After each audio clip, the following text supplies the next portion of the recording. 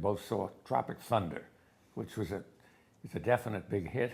The movie basically is a satire of the movie business. Yes. The movie's about a bunch of actors who at the beginning they're acting in a movie about Vietnam. Correct. Making a war movie. The movie begins with some fake trailers of movies they've been in. Very, very funny stuff. It's a vanity movie about what actors say to each other about winning awards, like Oscars.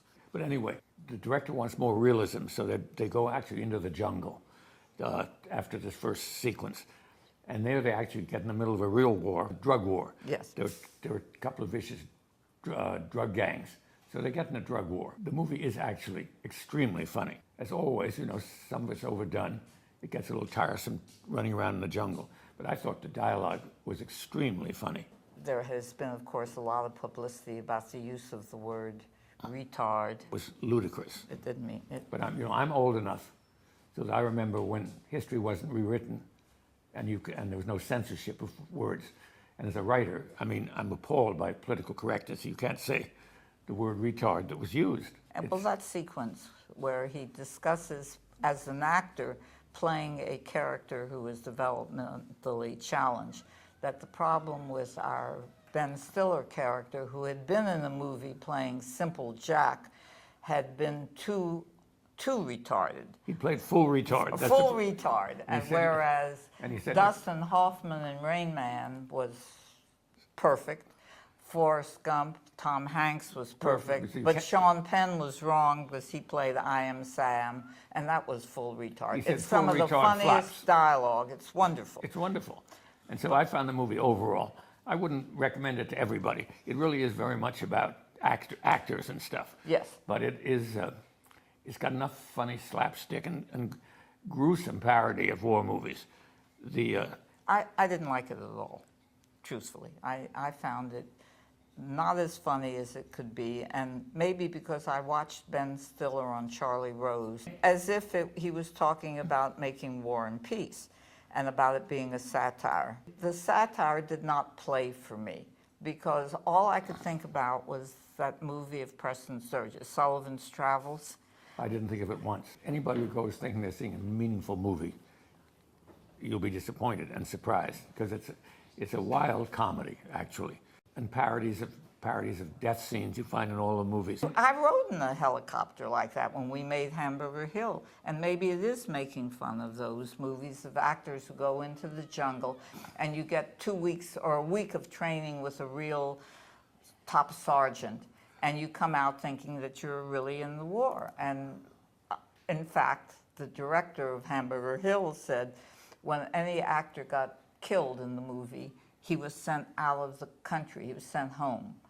And so that the other actors would really think he was dead. I'll tell you one scene that I thought was the funniest satire of all. Ben Stiller is captured by the drug people. He meets a tiny little boy. He feels he's the dad. It's a satire of people who fall in love with children who live in different places in the U.S. And he's going to rescue the child, come with him on the helicopter. And you see him running across the bridge. This is a spoiler, but it is brilliant. And the kid who is on his back has a knife who doesn't want to go to the wonderful United States.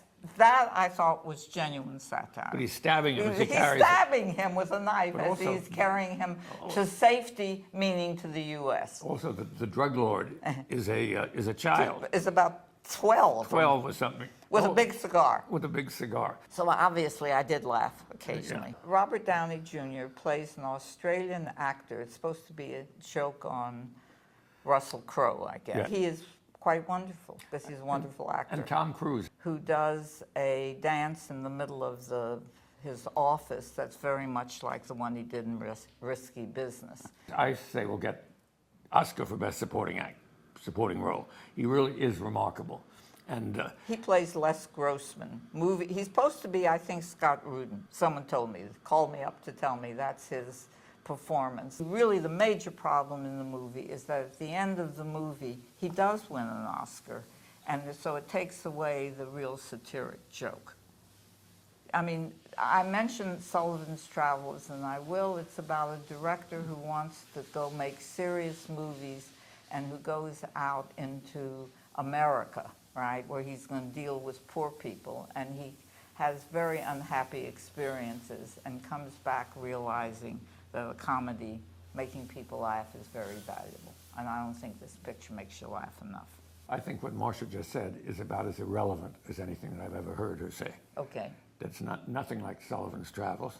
It's about as far as possible. And the joke is at the end that he wins an Oscar for this terrible part that he's playing. But maybe I've lived in Hollywood too long. It feels like people who live here who think that they are making fun of even themselves, but they make fun of themselves, and at the end he's won an Oscar, which indeed is the dream of every actor. And that's what happens in Hollywood. Some Yes, terrible and people win them. So there is a kind of double truth. Can there be a double truth in this? That they think of it. We won't hear it from you. Well, anyway. So, but my reaction to the movie was negative. Talking about it with Lorenzo right now, but remembering some of these really wonderfully set pieces that were truly funny. And yet, at the end of the movie, I didn't have a good time. I had a very good time.